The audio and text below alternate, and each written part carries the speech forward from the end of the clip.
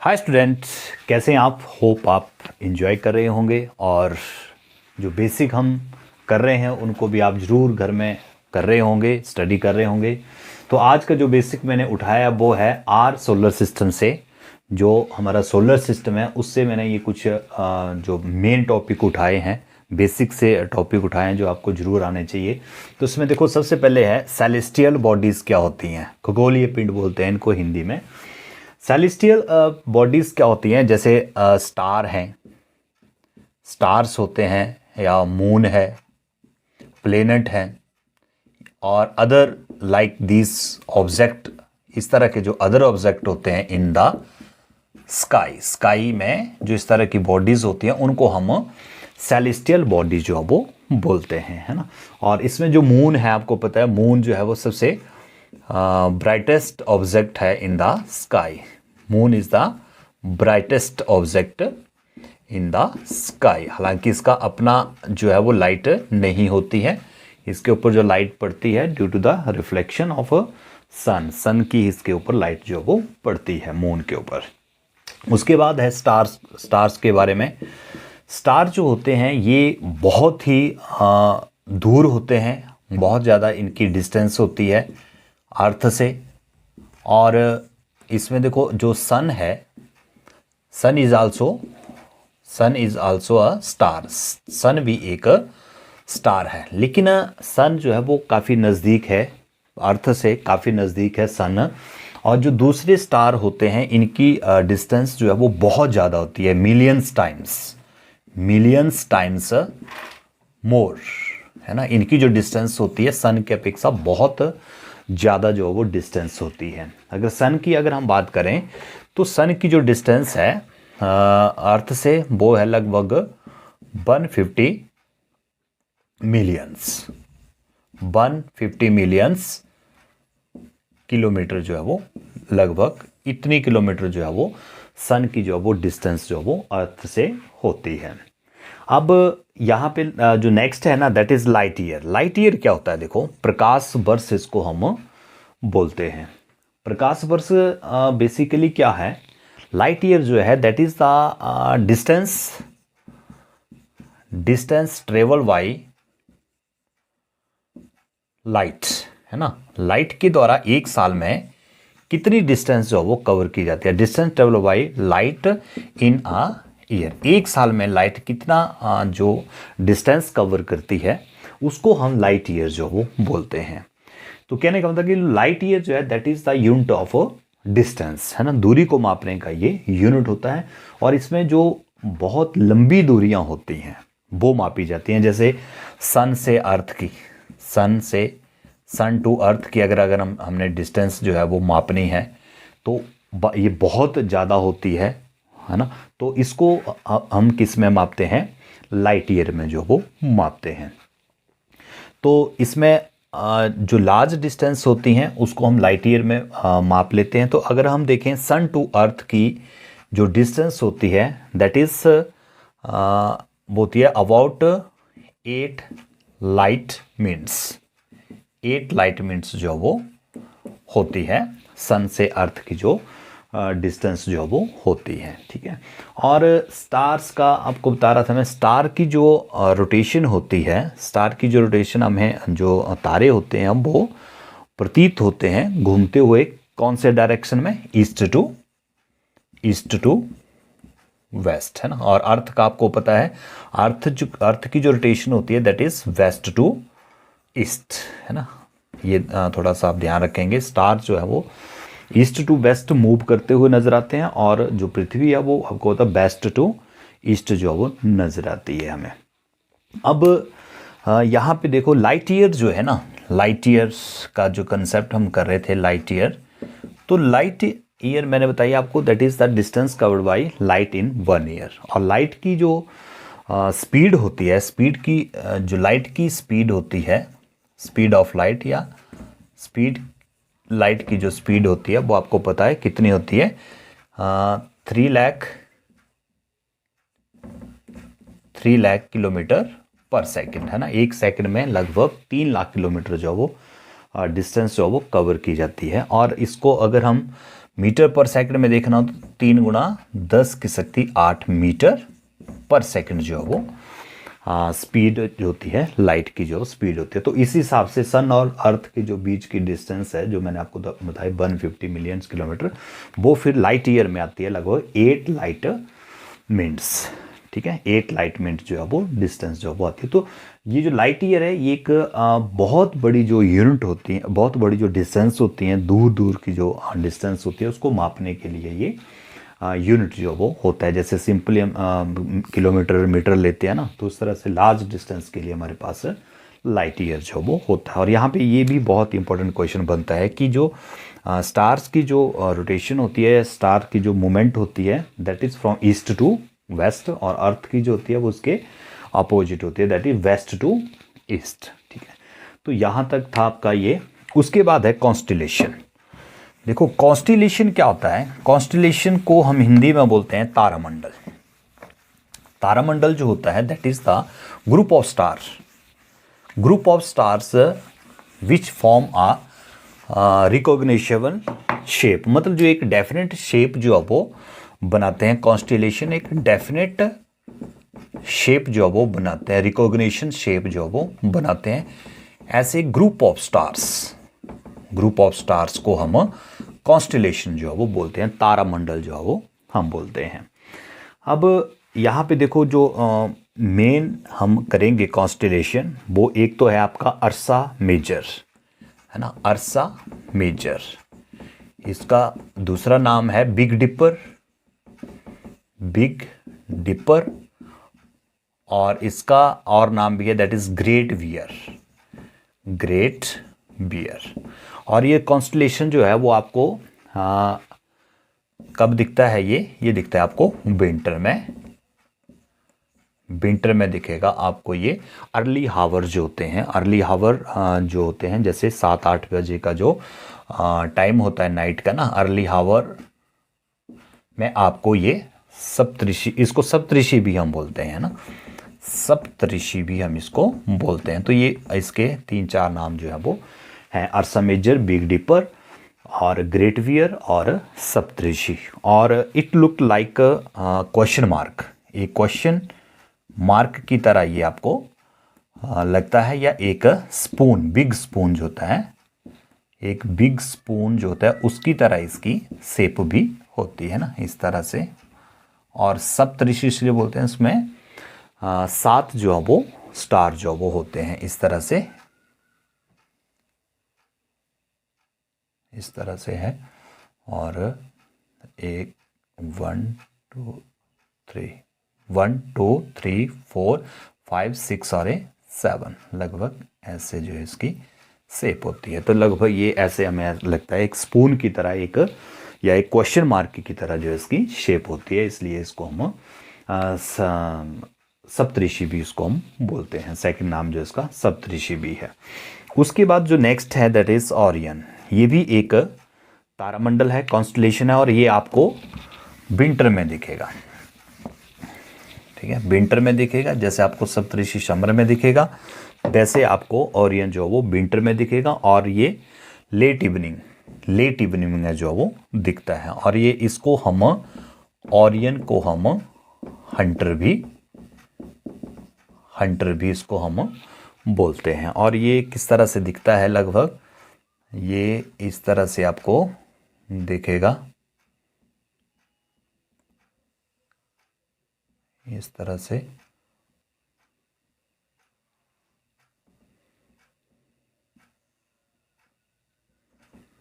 इस तरह से आपको ये दिखता है, इस तरह से।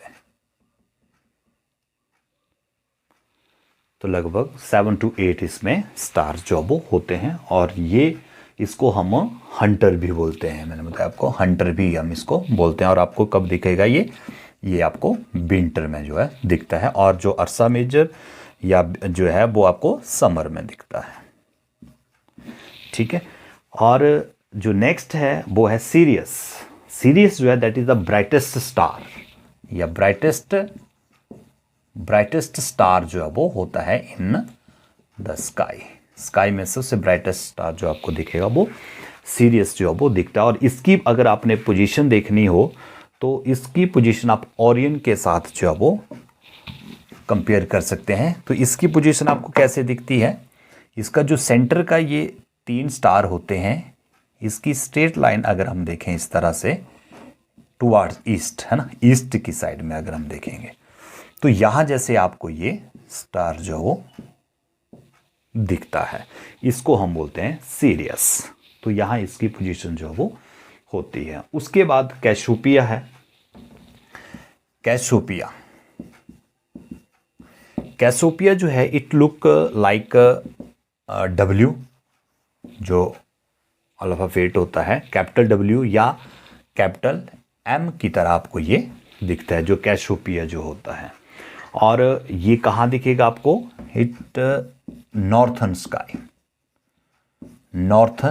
स्काई में जो है वो नॉर्थन साइड को जो आपको दिखता है। और ये भी आपको कब दिखता है, विंटर में ही ये दिखता है। तो ये कुछ टाइप्स थी कॉन्स्टलेशन की, ठीक है। अर्सा मेजर जो आपको समर में दिखेगा, ओरियन जो आपको विंटर में दिखेगा, सीरियस जो सबसे ब्राइटेस्ट जो स्टार होता है, और कैशोपिया आपको पता है ये नॉर्थन स्काई में दिखेगा, आपको विंटर में दिखेगा। और ये डब्ल्यू या कैपिटल एम या कैपिटल डब्ल्यू की तरह जो वो दिखेगा। तो नेक्स्ट है प्लैनेट्स। देखो प्लैनेट्स जो हैं, प्लैनेट्स जो होते हैं दे आर हैवी बॉडी, ठीक है, हैवी बॉडीज होती हैं ये। और आपको पता है प्लैनेट्स जो होते हैं दे रिवॉल्व अराउंड द सन के ये चारों तरफ जो है वो घूमते हैं। इसके अलावा जो प्लेनेट के अलावा और भी अदर बॉडीज जो होती हैं, अदर ऑब्जेक्ट जो होते हैं, वो भी सन के चारों तरफ जो है वो घूमते हैं। जैसे एस्ट्रॉइड पढ़ेंगे हम, कोमेट है, मेट्रॉइड्स हैं, है ना।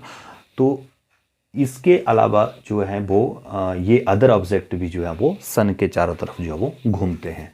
तो यहाँ पे अगर हम प्लेनेट की बात करें, आपको जैसे कौन कौन से प्लेनेट जो है वो, सन तो सेंटर में आता है, उसके बाद कौन कौन से प्लेनेट जो वो आते हैं, तो इसको आप सिंपल से बेस याद कर सकते हैं। जैसे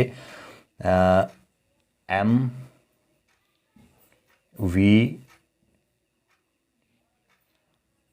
एम जे एन, है ना, इस तरह से आप कर सकते हैं याद। लेकिन करेंगे कैसे, देखो जैसे मैंने किए थे याद, मैंने किए थे मेरी बड़ी अच्छी मम्मी जल्दी सुबह उठाती है नहलाती है, ठीक है। तो इस तरह से आप इसको याद कर सकते हैं, मेरी बड़ी अच्छी मम्मी जल्दी सुबह उठाती है नहलाती है ना। तो इस तरह से आप इसको एक सीक्वेंस में जो है वो याद कर सकते हैं। तो उसके बाद हम इसको डिस्कस करेंगे साथ साथ में थोड़ा थोड़ा इसके बारे में। जैसे फर्स्ट है मरकरी। मरकरी जो है इसको हम हिंदी में बोलते हैं बुध ग्रह। और बुध ग्रह जो होता है that is the smallest planet है, ये स्मॉलेस्ट प्लेनेट, सबसे छोटा ग्रह भी होता है। और ये क्लोजेस्ट टू सन के ये बहुत नज़दीक भी होता है। सबसे नज़दीक जो है वो मरकरी होता है, बुध ग्रह ही होता है। उसके बाद सेकंड जो है दैट इज, अच्छा मरकरी का ना कोई सैटेलाइट नहीं होता है, सैटेलाइट इसका कोई नहीं होता। सैटेलाइट क्या होते हैं, सैटेलाइट जो होते हैं वो बॉडीज होती हैं जो सेलेस्टियल, वो बॉडीज होती हैं जो दूसरी सेलेस्टियल बॉडी के चारों तरफ जो है वो घूमती है, उनको हम सैटेलाइट बोलते हैं। इसको थोड़ा सा मैं आगे भी डिस्कस करूंगा, फिलहाल आप ये समझो कि इसका कोई सैटेलाइट जो वो नहीं है। उसके बाद है नेक्स्ट वीनस। वीनस जो है उसको हम शुक्र ग्रह बोलते हैं। और वीनस जो है वो सबसे ब्यूटीफुल प्लेनेट भी हम इसको बोलते हैं, ब्यूटीफुल प्लेनेट भी है ये। और सिस्टर ऑफ अर्थ भी इसको हम बोलते हैं ब्यूटीफुल प्लेनेट के साथ साथ। और ये आपको कहाँ दिखेगा, ईस्टर्न स्काई में आपको ये दिखता है बिफोर सनराइज से पहले। और कई बार आपको ये वेस्टर्न स्काई में भी दिखता है आफ्टर सनसेट के बाद आपको ये वेस्टर्न स्काई में भी दिखता है।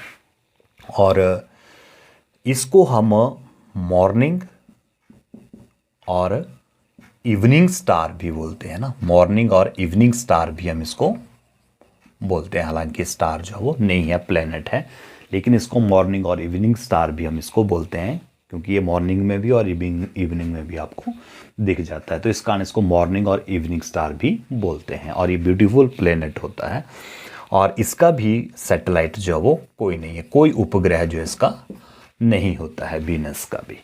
उसके बाद नेक्स्ट जो है अर्थ है, जिसके ऊपर हम रहते हैं, और इसी अर्थ के ऊपर जो है वो लाइफ एग्जिस्ट करती है, लाइफ जो है वो पॉसिबल है।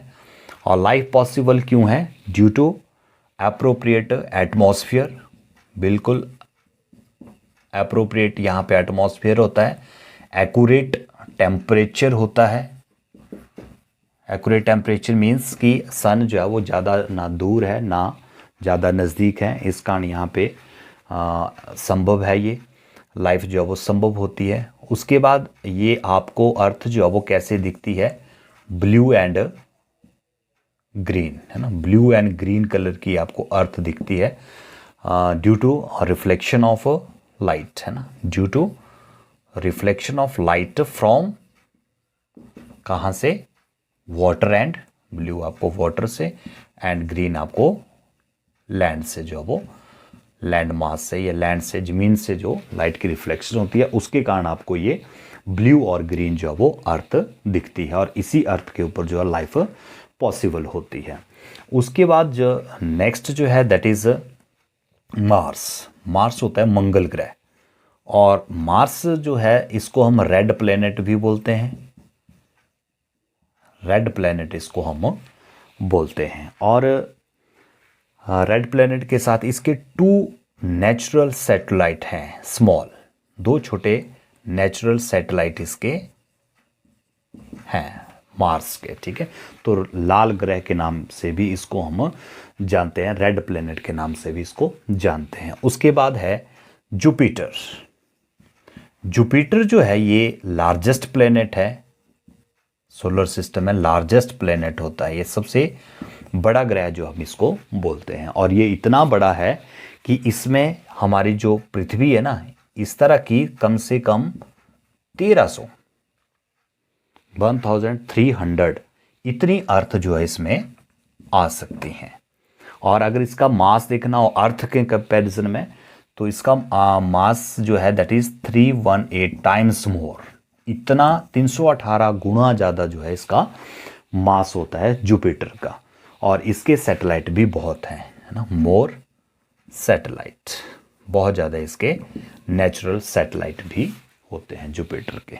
और जुपिटर जो है that is also famous for फेंट रिंग, फेंट रिंग्स भी इसके ऊपर जो वो होते हैं। इतना बड़ा प्लेनेट होने के बावजूद भी जुपिटर जो होता है, ये इसकी जो रिवॉल्विंग होती है, घूमने अपने एक्सिस में जो ये घूमता है, रिवॉल्व करता है अराउंड इट्स एक्सिस, वो इसकी स्पीड जो वो लार्ज ज़्यादा है, इसकी स्पीड अपने एक्सिस में जो है वो ज़्यादा इसकी स्पीड होती है, जबकि ये इतना बड़ा प्लेनेट है होता है। उसके बाद है नेक्स्ट सैचुरन। सैचुरन जो होता है इसको हम बोलते हैं शनि ग्रह, है ना। और शनि ग्रह जो होता है दैट इज सैचुरन। शनि ग्रह जो है ये येलोस इन कलर, इसका जो कलर होता है that is yellows in colour, and it is famous for ring. इसके ऊपर जो है वो बड़े सुंदर जो है वो रिंग जो है वो होते हैं, रिंग के लिए जो है सैचुरन बड़ा फेमस होता है। और ये बोलते हैं कि ये इतना डेंस जो है वो नहीं है, ये बड़ा लाइट जो है वो प्लेनेट है, और इतना डेंस ना होने की वजह से ये प्लेनेट इतना लाइट है कि ये पानी के ऊपर भी तैर सकता है। अगर इसको पानी के ऊपर फेंकें रखें तो ये लाइट इतना लाइट है कि ये इतना कम डेंस है कि ये पानी के ऊपर भी तैरने लग जाता है, ठीक है। तो ये सैचुरन के बारे में है, ये इसके भी बहुत ज़्यादा सैटेलाइट जो वो हैं। और उसके बाद नेक्स्ट है यूरेनस एंड नेपच्यून। यूरेनस और नेपच्यून जो है दे आर, उनकी जो डिस्टेंस है धरती से, सन से वो बहुत ज़्यादा है, ठीक है। लॉन्ग डिस्टेंस जो है वो इनकी होती है और इनको देखने के लिए लार्ज टेलीस्कोप की आवश्यकता पड़ती है। लार्ज टेलीस्कोप की इसमें आवश्यकता पड़ती है इन प्लैनेट को देखने के लिए, यूरेनस और नेपच्यून को देखने की, है ना। तो ये थोड़ा सा प्लैनेट्स के बारे में था और इनके कुछ विशेष कैरेक्टर थे प्लैनेट के। उसके बाद नेक्स्ट जो है सन। सन का तो आपको पता है, सन जो है that is the, sun is a star, एक स्टार है सन भी, लेकिन ये बहुत नज़दीक है हमारे धरती से, बहुत नज़दीक है, इसलिए हमें ये बहुत बड़ा दिखता है। स्टार जो दूसरे स्टार हैं उनकी डिस्टेंस बहुत दूर होती है, इसलिए वो हमें छोटे जो वो दिखते हैं। उसके बाद सैटेलाइट है। सैटेलाइट जो होते हैं उपग्रह होते हैं ना ये, और मैंने बताया आपको कि सैटेलाइट क्या होते हैं, ऐसी सेलेस्टियल बॉडी, ऐसी सेलेस्टियल बॉडीज जो दूसरी जो बॉडीज होती हैं सेलेस्टियल बॉडी, उसके चारों तरफ जो है वो चक्कर लगाते हैं, उनको हम सैटेलाइट जो है वो बोलते हैं। जैसे अर्थ की अगर हम बात करें, अर्थ का जो सैटेलाइट है, नेचुरल सैटेलाइट है, वो क्या है, मून है ना। तो मून जो है वो सैटेलाइट है, उपग्रह है धरती का, क्योंकि ये मून जो है वो धरती के चारों तरफ जो है वो घूमता है, रिवॉल्व करता है, इसलिए इसको हम इसका सैटेलाइट जो है वो बोलते हैं, ठीक है। उसके बाद है एस्ट्रॉइड्स। एस्ट्रॉइड्स क्या होते हैं? एस्ट्रॉइड्स जो होते हैं, ये देखो, जो मार्स ग्रह है हमारा, मार्स और जुपिटर, मार्स और जुपिटर के बीच में जो स्पेस होता है, जैसे ये मार्स ग्रह है इस तरह से, ये जुपिटर है, जुपिटर का एक कक्षा, ये जुपिटर है, ये मार्स है, तो इसके बीच का जो स्पेस होता है, यहाँ पे जो इस तरह से ऑब्जेक्ट होता है वो होते हैं एस्ट्रॉइड्स, क्षुद्र ग्रह, जिसको हम हिंदी में इसको हम क्षुद्र ग्रह बोलते हैं। तो इनका जो स्पेस होता है वो मार्स और जुपिटर के बीच में जो है वो होता है, और ये भी सन के चारों तरफ जो है वो रिवॉल्व करते हैं, रोटेशन जो है वो करते हैं, तो इनको हम एस्ट्रॉइड जो है वो बोलते हैं। उसके बाद कॉमेट्स हैं। कॉमेट्स क्या होते हैं? कॉमेट्स भी सन के चारों तरफ जो है वो घूमते हैं। कॉमेट्स जो होते हैं धूमकेतु, इनको हम बोलते हैं कॉमेट्स को, ठीक है। तो ये भी सन के चारों तरफ घूमेंगे, और इसका जो एग्जाम्पल है that is Halley's comet. Halley's comet है, जो आपको पता है कि कितने साल कॉमेट, तो हैली कॉमेट जो है इसका कॉमेट्स का एक एग्जाम्पल है। ये आपको पता है कि ये 76 ईयर्स के बाद जो है वो दिखता है हैली कॉमेट, और लास्ट टाइम ये कब दिखा था? 1986 में जो है वो आपको दिखा था ये कॉमेट्स जो है। और कॉमेट का जो होता है ना, एक हेड पार्ट होता है दैट इज़ ब्राइट पार्ट जो होता है इसका, इस तरह से ब्राइट पार्ट जो होता है वो हेड पार्ट होता है इसका, और एक इसका टेल पार्ट जो वो होता है, टेल पार्ट इसका होता है, धूमकेतु इसको हम बोलते हैं, ठीक है। और ये जो टेल पार्ट होता है that is away from the sun, sun से दूर दूसरी साइड को होता है, और हेड जो होता है इसका टूवर्ड्स सन, सन की तरफ जो वो होता है, तो इनको हम कॉमेट्स जो वो बोलते हैं। उसके बाद नेक्स्ट है मेटियोर्स एंड मेटेरॉइड्स। देखो मेटियोर्स क्या होते हैं? मेटियोर्स उल्का और उल्का पिंड इनको हम बोलते हैं, उल्काएं और उल्का पिंड बोलते हैं इनको।